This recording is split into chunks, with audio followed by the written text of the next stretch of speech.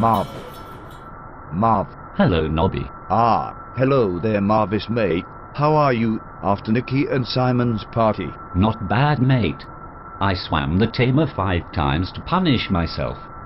I ended up sleeping on the hairy one's sofa. But I don't remember how I got there. It is good of the hairy one to look after you. He is always thinking of others. Yes. I will buy him a pint the next time I see him.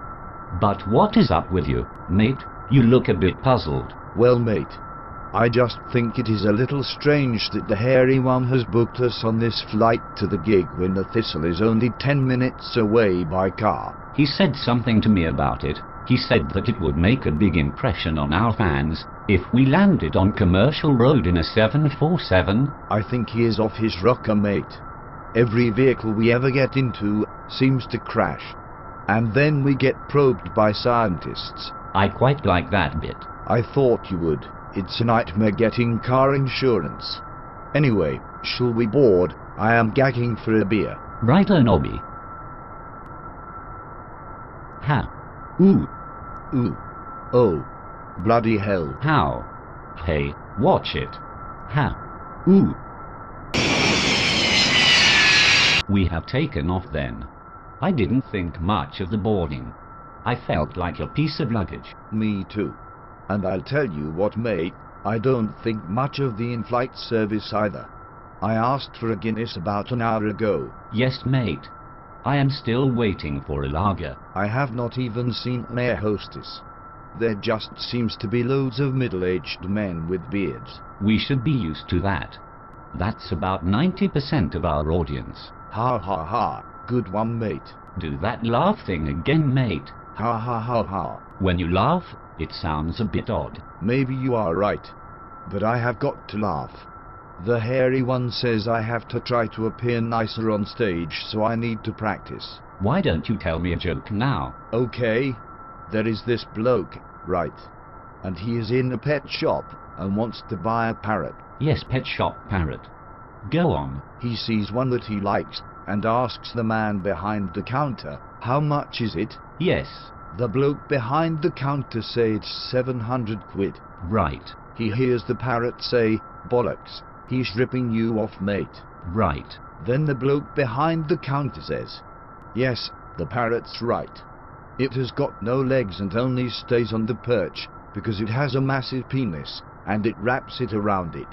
What did the bloke say? He said he was still going to buy it and said for our talking parrot it was a bargain, so he takes it home and puts it in a cage in his front room. Right. The next day, when he comes home from work, he goes into the front room and the parrot says, hey mate, guess what happened this morning? What happened? The milkman called and she dragged him into the front room. Yes.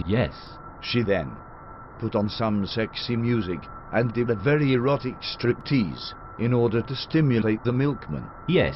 The bloke says to the parrot, go on, what happened next? And the parrot says, I don't know.